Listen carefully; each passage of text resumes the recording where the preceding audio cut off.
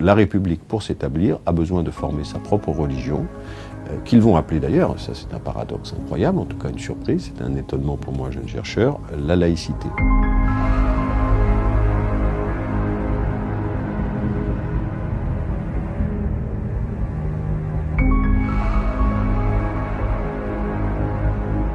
Voici une image extrêmement symbolique et explicite quant à la profonde nature de la franc-maçonnerie et de la Révolution dite française. Cette représentation datant du début du XXe siècle, création du Grand Orient de France, est intitulée « L'homme nouveau, né de la Révolution française ».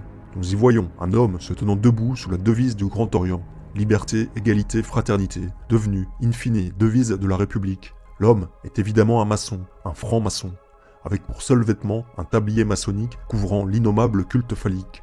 Il porte à la main une truelle ayant aidé à façonner la colonne sur laquelle il s'appuie.